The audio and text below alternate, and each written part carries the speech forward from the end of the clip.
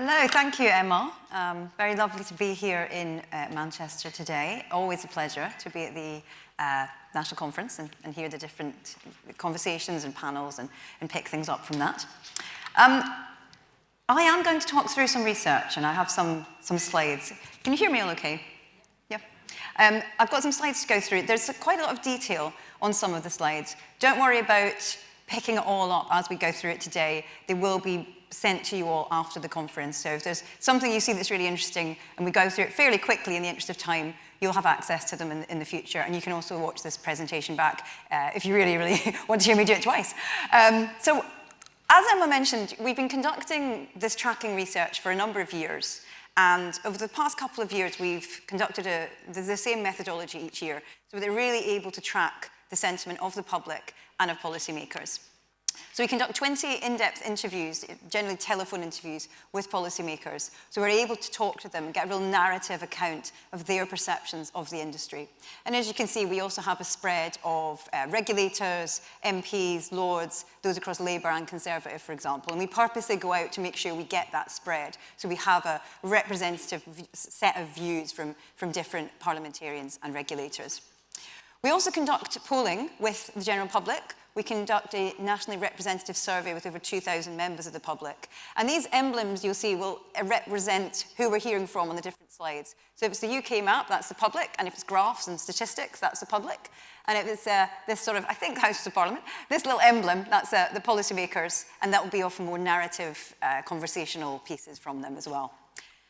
So every year, we focus on the reputation of industry. But I'm going to, first of all, pause for a moment and think about the context and the wider context that we're in.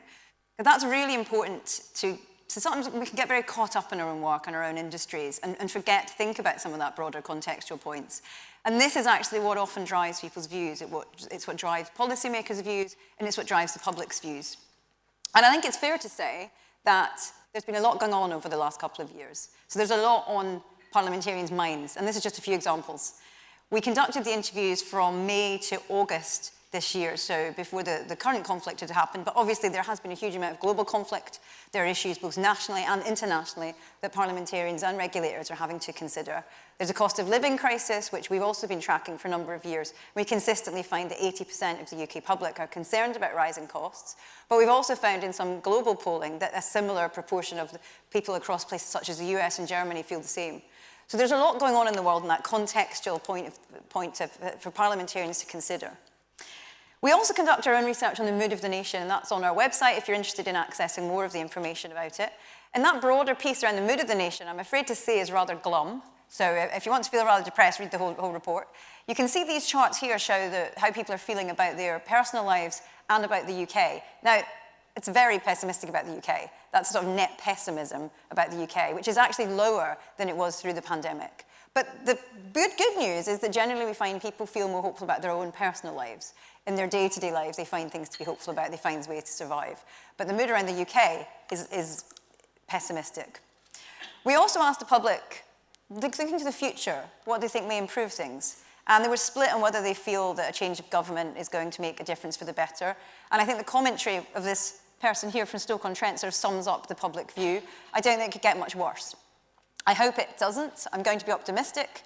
But I even feel if we have a new government, whoever it may be, I don't particularly trust any of them at the moment, which sums up this sort of sense of resignation. And we asked the public, what do they want from the next government? And they were really clear that they want honesty, a clear plan, competence. They don't really want a lot of drastic change. They want a period of stability amidst all the turmoil. So that's the context. There's a lot going on, and it's quite gloomy out there. But what about the actual reputation of the finance and related professional services industry, which is the research we conducted for TheCityUK? There's 4 key points that I'm going to talk through, and each will make a short section of the presentation. So I won't go through each of these at the moment, but it shows you where we're going to go. The good news is that industry reputation is generally healthy. We heard from policymakers words such as competitive, innovative, global. We create these word clouds every year asking for word associations. What words would they associate with the industry?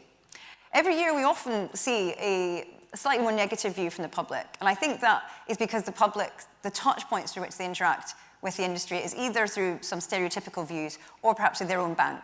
But I think it is interesting to see from the public some positive words, such as professional, their own bank, as I say. But there was something else that stood out to me this year that the policymakers and parliamentarians spoke about, and that was weakened. It's not one of the largest words, but it's a word that came through, and it was the first time I heard that word coming through. But, as I said, the reputation is generally fairly positive for policymakers. They do talk about the industry as driving the economy. They recognise the value of the industry, both the financial aspects and related professional services. I think this year in particular, they were able to draw some examples from accountancy and from legal firms of the benefits that brings to the economy as well. So they saw them as really interconnected and as supporting each other and as part of an industry for the UK. They recognise that the industry is important internationally, but there is that point I mentioned about this sense of weakening. And when we do research, the language that people use is really important. And I want to draw attention to some of these commentaries here. People weren't saying, I think they may become weakened, or there is a risk they may become weakened. They were saying, I think it is weakened. And that's actually quite a strong statement. And in this instance, saying that I think it's weakened and it's less of a financial hub than it was before Brexit. And another person calling out, perhaps the industry is struggling to compete with America in this weakened position. So this wasn't just one person we heard from, it was a consistent motif. But as I say, there are some positives. I don't want this to be a particularly depressing presentation. There are definitely positives. But it's this warning bell around the weakening that's important to draw out as well. Now, what about the public? Here's one of the graphs. I did say there'd be some quite detailed slides, so you can certainly have these afterwards to look into all of those details. But this is our tracking over the number of years, and the dark green line represents this year. And as you can see, we ask about favourability. We ask how favourable do they feel towards a range of aspects of the sector, whether that's law firms, whether it's banks and banking, whether it's their own bank or their own insurance provider. And what we saw was actually an increase in favourability this year, which is fairly positive. It's fairly what we call flat in research. It doesn't wildly fluctuate. It seems to have levelled out. But at 65% favourability for their own bank, that's actually pretty high and shows quite a positive message, particularly given that gloomy context that we spoke about. Trust has a similar pattern, slightly lower increases, but still not decreasing, generally going up in terms of trust and the extent to which they trust their own insurance provider, banks and banking in the UK, law firms in the UK. Relatively low, some of the figures are overall, but it's going in the right direction, it's not decreasing, and as I say, given that challenging context, that's actually very positive. And 60% trust their own bank. And I do a lot of work in retail banking as well, and I think for the public, because the touch points that they understand the industry is often through retail, the digitisation of services, such as their banking apps, have actually made their lives easier for many people. It's made them feel more in control, and I think there's quite a lot of positivity, actually, towards their retail bank at the moment amongst consumers, which is a real positive move away. But perhaps it's also because they are not the UK government. So thankfully, for those of you who are not the UK government, you can see the UK government in the red box have the lowest level of trust, lower than investment managers, financial services industry, law firms, and lower than my own bank, certainly. So that's one thing to be thankful for. You're not part of the government, hopefully. Maybe some of you are. But there's a way to go for the government to start increasing those trust levels. Now, we can also break this down by region. And again, there's a lot going on here, so you can look at the details afterwards. But generally, you can see some regional differences in trust levels. They fluctuate a bit. It's hard to disentangle a story from this unless you were to do specific research in each region to really understand what's driving it. But there are some patterns. If you see the grey line in the middle, which is higher across trust in investment managers, trust in providers of other professional services, that's London.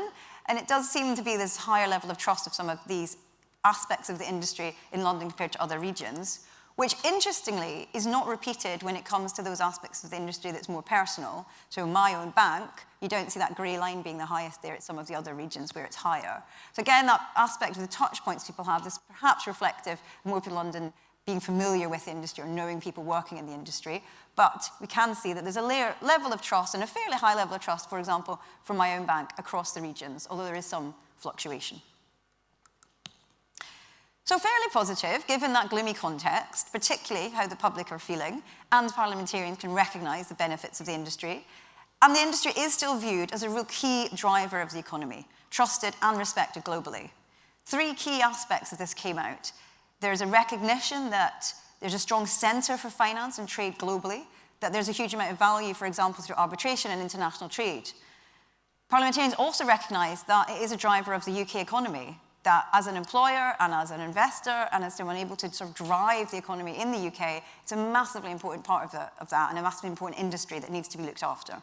A third aspect of the positive elements of the reputation of the industry, which I think perhaps relates to the panel earlier this morning too, that came out unprompted, was that it seemed to be a very well-functioning industry, well-organised, a significant employer. There was spontaneous call-out of initiatives to increase diversity and inclusion within employment, for example, recognition that there's a way to go, that it's not perfect, that that's not necessarily been solved, but that actually, as an industry to work in, it is an appealing industry. Maybe more could be done to show that to the people that you're trying to recruit into the industry, but parliamentarians and policymakers recognise it as a well-functioning industry. And the public also generally agree that the finance-related professional services industry has a positive economic and reputational impact on the UK. The second bar here, for example, the green shows if they've agreed. So 58% agree finance-related professional services companies in the UK bring valuable income to the UK economy. But what was very interesting at the top line was that 65% agree with quite a long question, I have to say. Regulation of financial and related professional service industries in the UK should prioritise ensuring the UK is an appealing place for companies to be listed to help grow our economy. Now, I'm not really an expert on listing, and I'm not sure the general public is either, but I think what's interesting about this question is the end of it, to help grow our economy. So they probably, many of them, are not that familiar with the ins and outs of what it would actually mean to be an appealing place for companies to be listed, but they're in high agreement if it's going to help grow the economy, that yeah, why not? 65%, that was the highest level of agreements of any of the statements. So, some positives for sure, but as I mentioned, policymakers believe there is a risk some of these key strengths may be losing momentum. And in fact, from some of them, that it's not just a risk, they actually feel that it has become weakened. So what may be driving this? What complexity is there that may drive this weakening? Well, for many we heard about Brexit. I call it sort of post-Brexit blues.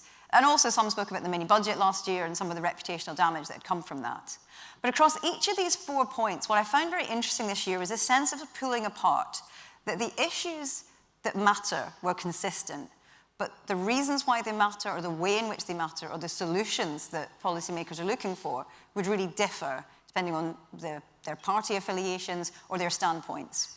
So, for example, some spoke about Brexit itself being the problem. Brexit has ruined our reputation. Others spoke about the fact that perhaps we haven't grasped the opportunities afforded by Brexit. Perhaps regulation has been too slow to adapt, for example. So everyone talking about Brexit, but different drivers as to why they feel that's become a problematic part for the industry. Second, and a related point, but different, was the sense we may be losing ground to other jurisdictions. And that was around some other locations perhaps being more flexible, being more innovative. If we're losing ground a little bit because of Brexit and are not stretching to keep up, that gap sort of widens. So a need for innovation, a need for flexibility in the UK, and to really promote that. A third theme that came out that I think is particularly relevant in consideration of the regions was just a lingering doubt from some policymakers of whether the industry is making enough of every opportunity. They really recognise this year, and I've seen this grow year on year, really recognise the industry is an employer not just in London. They spoke about Manchester, Bristol, Glasgow. But some did also talk about the fact that, in my area, for example, we have skilled workers. We've seen tech industries moving in. I haven't seen the finance industry do it in the same way. Are they really aware of the opportunities here? Are they aware of the investment that could be made here, or the employees that we have and the skills that we have here? So just a sense that maybe more could be done.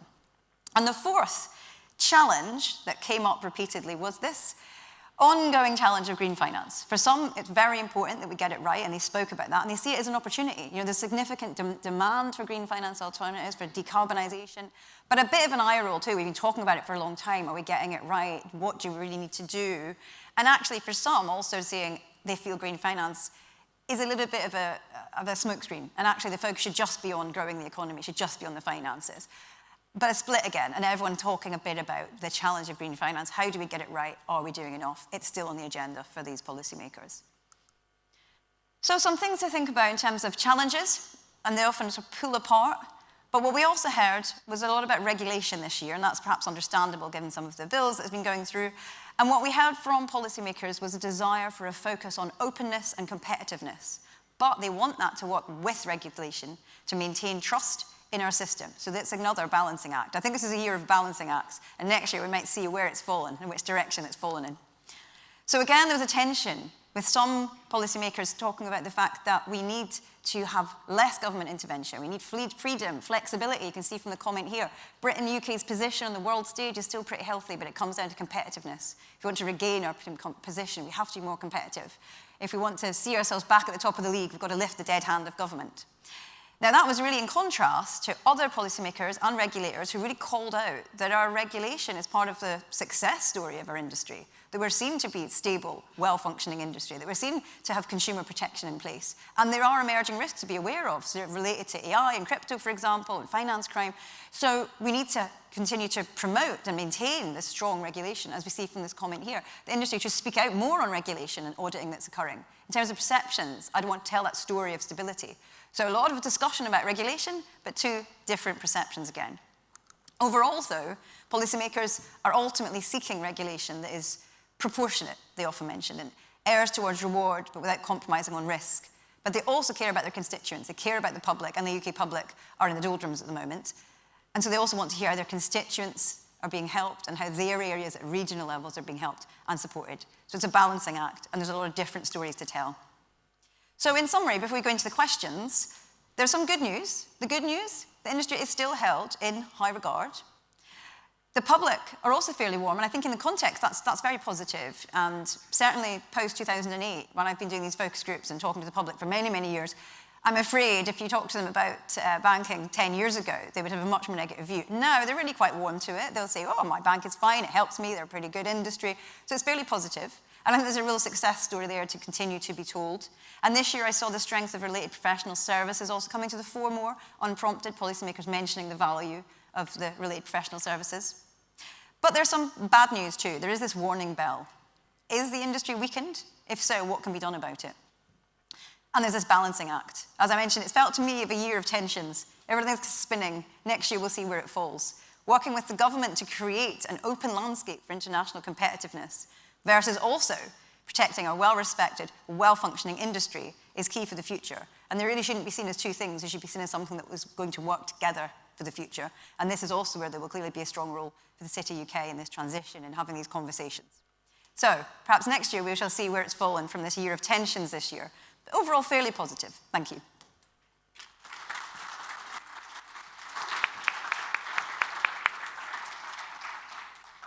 Thank you, Carol. Lots of food for thought. I'll ask a couple of questions. I have also a couple from the audience, but please do send some or put your hand up in a minute. I'm just going to take Chair's prerogative. Really interested, the word cloud was the slide that really interests me. And the difference between the view of the policymakers that you've interviewed and the public. Could you say a little bit more about that? I mean, not all of the words in the public word cloud were negative, but there were some pretty punchy ones there. Yeah. Greedy, you know, is that changing from the year to year that you've been doing these, this research for us?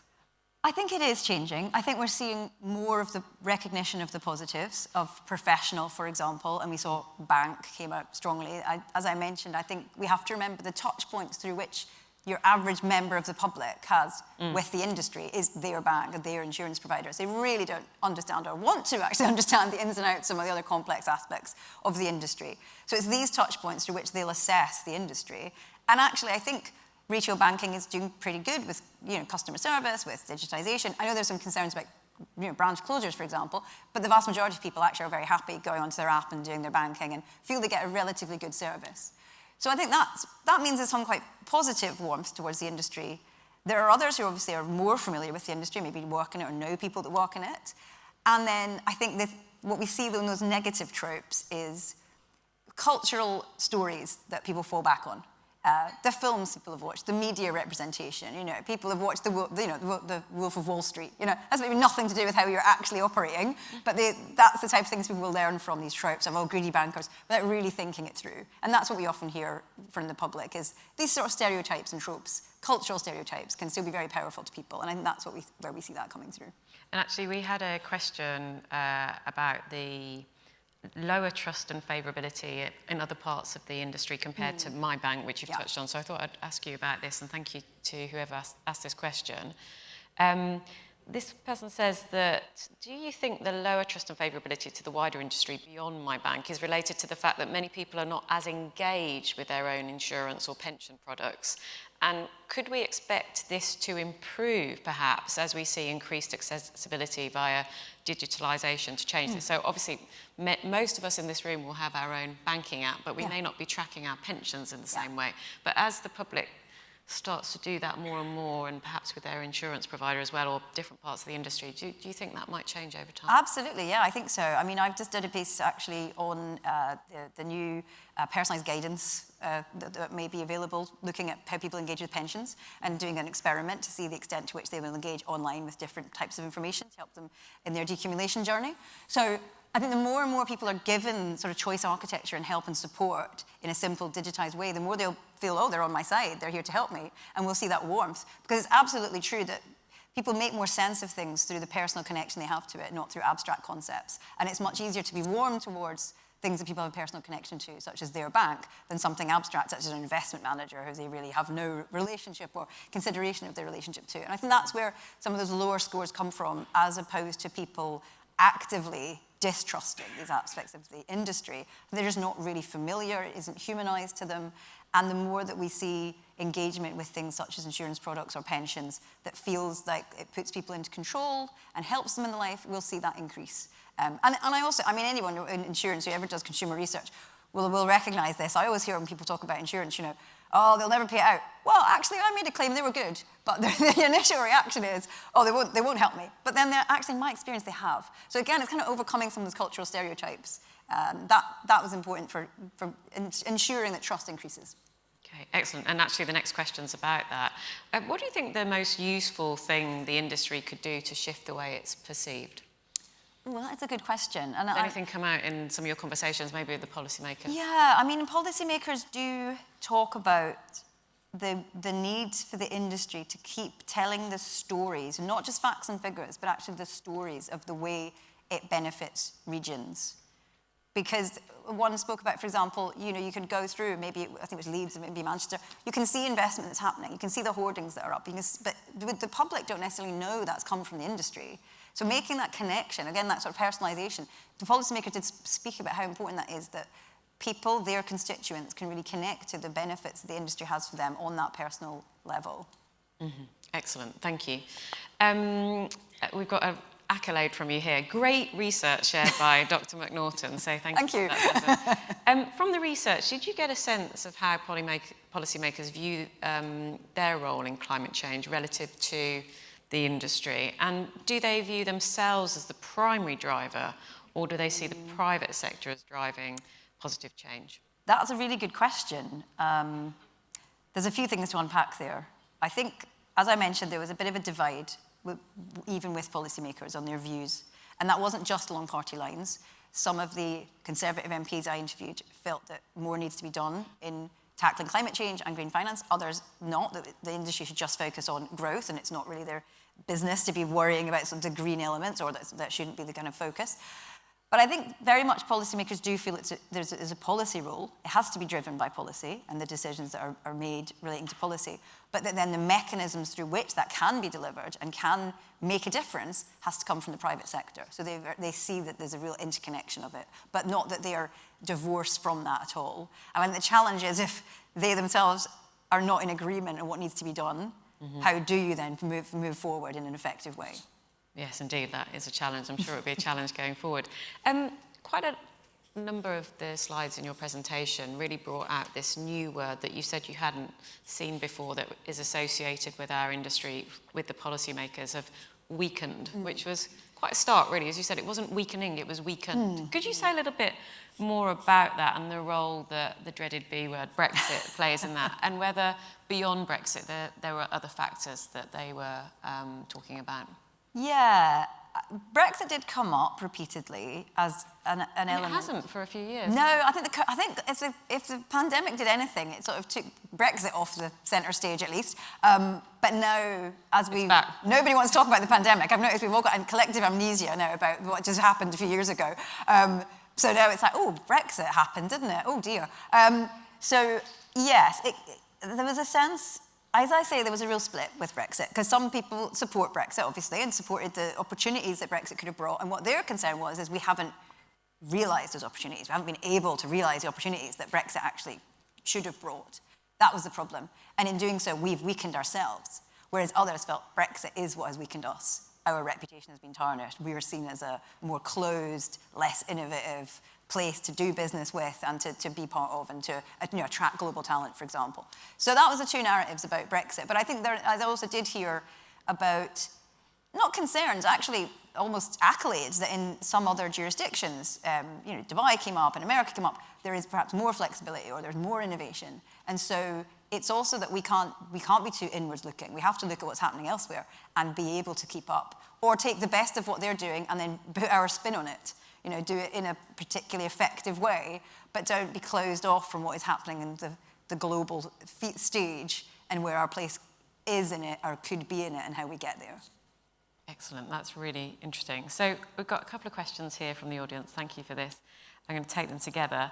They're about, guess what, a general election. Who just thought it? Yeah. I was listening to the Today programme this morning, and there was all sorts of talk about the timing of a general election, but we won't get into that because we could literally be here all day. Do you think me? My bet's on October, but anyway, I wouldn't bet money on anything like that, frankly.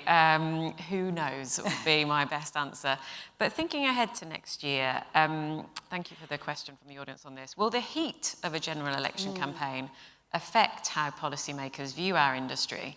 And where are the big divides between the parties in relation to our industry? Good question. Yes, I think next year is going to be interesting. Some of the policymakers I interviewed even mentioned explicitly that they feel there's a bit of a wait-and-see mentality in Westminster. No one just quite wants to kind of nail their colours to the mast of exactly what they're going to pursue, because they realise there's going to be a lot of change next year. And it is difficult, therefore, to see exactly where it will go. I think, obviously, the finance-related professional services industry will be one focus of that, but there are many, many issues to focus on. So actually, I think efforts have to be made to put your narrative centre stage, because every organisation I work with is thinking about how does our narrative become centre stage. So there's going to be a lot of noise. A lot of issues, as when the context slides, there's a lot of issues and a lot of concerns people have, some related to finance, but not all. So there's going to be a lot of competition, I think, for policymakers' attention as well. In terms of where the party lines fall, generally, but this is a bit of a generalisation that we have to be careful with, Labour MPs generally will focus on consumer protection aspect, regional growth and employment aspect of the industry, more, so how can this help the constituents, how can it help the people of the UK, whereas Conservative MPs will talk about investment and growth and the broader sort of international trade. But I wouldn't want to generalise too much, because they often both talk about those things, it's just the extent to which they prioritise talking about it. So maybe one comes up first and then the second one after, in the different orders with them. I think what I see is quite a sophisticated understanding of the sort of myriad of ways in which the finance-related professional service industries can contribute and is important, but there are many, many other issues also competing with their attentions. And you do a lot of polling, don't you, about what are the big issues that the public most care about? And I suppose, do you think that the politicians will be going after those issues in the heat of a general election campaign? Yes, 100%. In our Mood of the Nation piece, it was interesting. Potholes came up as a big thing. The public hate potholes. Potholes are a sign of decline. And then a week later, I saw all this stuff about the potholes. I was like, maybe they read our research or did their own research. So yes, I think they are definitely going to look at what the public care about. And that's like dog poo and potholes. So they're with the issues we hear about. But actually, in all seriousness, what they're actually worried about is cost of living and inflation, and our polling over the years has consistently seen that. That's the number one concern that people have, is how do they manage with rising costs. People are being more careful with their money. They're finding ways to manage. I don't think it's necessarily going to be a disaster, because people are finding ways to manage. But yes, the government are going to be looking at that and listening to their constituents and listening to the public and hearing about their concerns. And that can often then, as I say, be quite mundane issues. The NHS also is huge in this country. It's interesting, your healthcare systems in other countries is not seen as a huge issue of debate or political issue. In the UK, the NHS consistently comes up as one of the key issues people are concerned about. So I think we'll see a lot of attention on that as well. Excellent. And then the last one with regard to the election, I promise you the last one. Somebody might have one in the room, but from your research, to what extent would any political party benefit from attacking or criticising the industry as part of their general election campaign? We are quite concerned about this. We see in the United States, depending on which state you're in, so if you're in a Republican state, the Republicans are sort of attacking some firms in our industry for being overly focused on ESG, but then the Democrats want them to go further, and their investors and their shareholders are telling them they want to be progressive on ESG. So you're seeing quite different messages coming to the industry, pressures. It may not be on ESG, it may be on something different, but do you think that there's a possibility, and we're always very wary of this, that our industry could be caught in the political crosshairs? Potentially. I did also hear from some policymakers, perhaps unfairly, a view that the industry itself hasn't made the most of the opportunities. It's sort of the fault of the industry if things aren't going well. So there is definitely a sort of narrative, I think, to counter there around what is being done.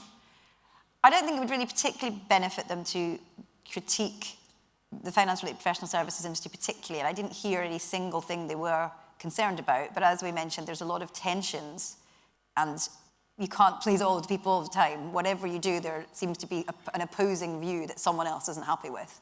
And the key thing, though, is actually consumer protection as well. And it wasn't a huge part of the presentation because it just came out sort of more residually. But, you know, thinking about AI and crypto and fraud and financial crime, and still, I think reputationally, if there's a lot of news coverage of consumers being deeply, badly affected by something related to the industry, that's what trickles through and you could be attacked for, more than some of the more sort of complex aspects, which may be important to those people involved and some parliamentarians, but is not likely to have such a big impact in terms of the sort of storytelling.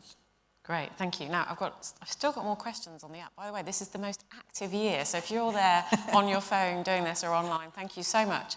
But I wanted to just check with the room to see if there's anybody in the room who wants to ask a question live in person rather than through the app. Here, please. May not need it. Maybe loud. Always best to have the mic. So I think you've touched on this, but my question relates to savings. I mean, if obviously, well, I think many people in the room might be concerned that there's a savings problem in the future, and you've touched on individuals' ability to understand their own financial position. If you had to educate the population in the UK around savings or make them more self-aware, what would you do?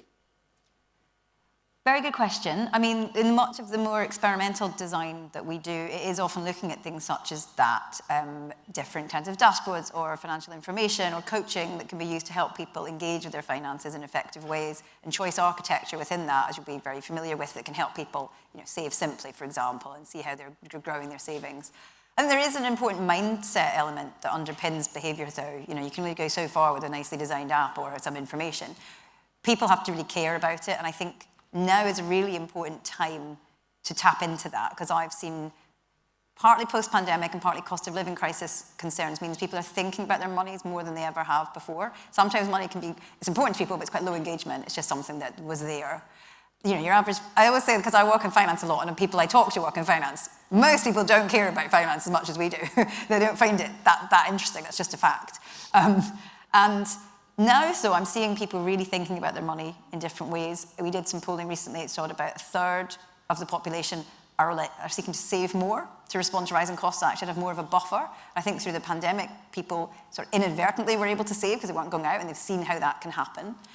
But quite worryingly, about a third also are using their savings, if they have savings, to cover rising costs. So that will be depleting their savings. But I think it's a really interesting time to have those messages for people and talk to them, because people are very receptive right now to messages about how they can watch their money and save more effectively in a way that I haven't seen sort of 5-10 years ago. And I think that's some of these cultural drivers, such as the pandemic and cost of living crisis, that's brought us to that point. Thank you, thanks. Any other questions from the audience? One here? Yeah.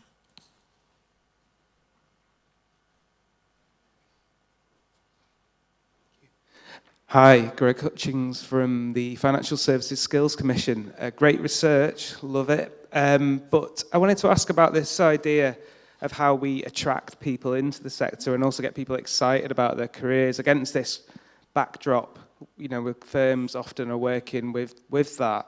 So it feels from what you're indicating that there's a kind of regional aspect to this in terms of how we get people excited about their existing career or attracting people in. Is that the way forward, do you think, in terms of trying to get more people into the industry? About looking at local or regional collaboration? I think so. One of the questions we didn't bring up, but we do ask a question of the public of would they recommend that people work in finance-related professional services industry, or it's for people like them.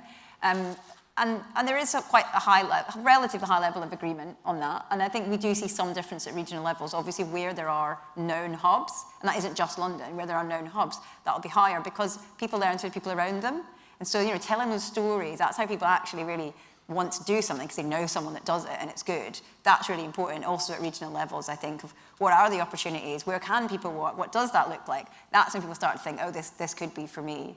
And yeah, I think that's definitely an area for growth. I think the issue, and it came up this morning a bit, is just thinking about the competition as well, though, for young people. Like, not just telling the story of why is this industry great, but actually, what other industries might they be looking at? How do you stand out as the right option for them in comparison to your competition? Because there is a lot going on. There's a lot going on in different regions. A lot of the people interviewed also spoke about how tech companies are growing in different regions. So thinking about who are you competing with is really important to bring in that range of new skill. And on that regional point, yesterday's autumn statement, the full written autumn statement, we're very pleased to see the TheCityUK's Enabling Growth report referenced, and the fact that the 2/3 of the jobs in our industry, nearly 2.5 million jobs, are actually outside London.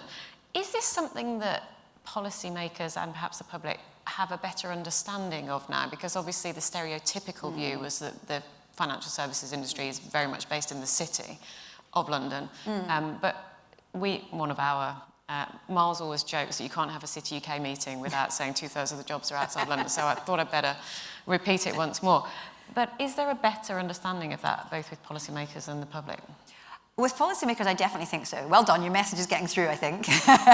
As I say, unprompted, they would often, if you talked about the industry as an employer, would say, I mean, I know they're in Edinburgh and Glasgow and Bristol and Manchester, As I said, they always felt there was more that could be done, or maybe if you weren't in their constituency or area, could we do more to come into that area? But definitely, even over the last few years, I've seen that unprompted coming out more.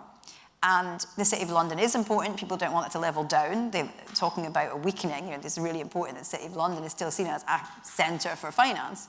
But I also heard, I think this year, less concern about the industry being London-centric, as in some previous years, that sort of came up as a concern about the industry. It didn't really come up this year as such a concern. So I think we're gradually seeing that shift in a recognition that the industry is a great employer and investor in the regions. That's great to hear. Now, I know that your company does polling and other research with other industries, so I think this is a really good question. How do views towards our industry compare to how the public think about other industries? Yeah, interesting question. I think there has been a lot of fluctuations recently. Post, as I say, 2008, you didn't want to work in banking. The public were like, not keen on the banking system. Really seen a change in that now. It's much more neutral. Tech, people are in two minds about it. Some people love tech. Some people are skeptical of tech. That's also, the jury's out. What we've seen a real shift in is, as I say, the government, the real lack of trust in institutions, what were previously trusted institutions, and things such as energy companies, concern about energy companies, and even supermarkets, because of rising costs. The supermarkets were sort of the heroes of the pandemic, and now people are quite critical of industries where they are really seeing those rising costs, as I say, such as supermarkets and energy companies. And there have been rising interest rates, but that's been with a positive and a negative for some people, depending on if they have savings. Generally, people's sort of cost of banking hasn't increased, whereas doing their weekly shop has. So there's more of a concern of like, well, what are the supermarkets doing to help me versus what are my banks doing to help me? Actually, the banks were quite helpful through the pandemic. So I'd say the industry is on a pretty positive footing in comparison to some other industries at the moment. That's good to hear, isn't it? Do you have a sense of how the UK population view financial services compared with the views of populations in some of some other countries. You talked about the NHS and how there's much more public concern here about the NHS for one reason or another. Do you have any international comparisons that you've done? That's a good question. We did do a lot of polling recently in India, US, UK, and Germany, and that's out on our website as well. We didn't ask specifically about attitudes towards industry, but I do think there will be cultural differences. It's a bit of a hunch or a hypothesis more than evidence, but we did see similar trends in terms of across those 4 locations. Everyone's worried about cost of living. Everybody's thinking of ways to make ends meet. They were focusing on saving more, trying not to get in debt. Actually, some people thinking about investing more to make the most of their money. So I think there are some similar trends there. But the role that the industry plays in people's minds might depend on how significant it's seen on a national level. I think the finance and related professional services industry does have quite a place in the British psyche. I think in some other nations perhaps less so, unless it is known as a sort of global hub for these types of industries. But of course it's important for everybody, and it'd be hard to say how it really differs. I'd have to go and do some reputation research in those other countries. Well, that would be very interesting. Any last questions from the audience before I give a last question from my app here? This is an interesting one. On the public's trust in the industry, is there a sense of how accountable the industry is? Is this something that comes up in conversations either with policymakers or the public? Good question. I mean, not really. And again, that's the type of thing you'd have to do some quite in-depth research on so people really understand what's meant to be accountable. But I do think, as I mentioned a few times, sort of the role of marketing in retail banking and the way in which people are communicated to as customers is really important. That's the touch point through which they'll often decode how accountable is the industry in terms of how much will they help me if something goes wrong, for example, as opposed to looking at sort of broader issues that might be quite complex and people would rather look on their social media, instead. So I think there's a sense it's, as I say, quite a well-functioning industry. If you know the word cloud, professional did come up from the public. Yeah. So I do think there is a sense it's kind of well-functioning and relatively accountable. Like if something goes wrong, it could be fixed. And that might come back to that point around regulation, that we should actually perhaps celebrate that we are a stable, well-regulated industry where people can have trust in it. No one ever walks around actively talking about trust. They're more like they walk around actively talking about what they don't trust, because trust is just assumed. But actually, I think it's quite healthy that most people walk around just assuming they can trust the industry and not talking about it. Great, thank you so much. That's given us a lot of food for thought. Thanks so much, Carol.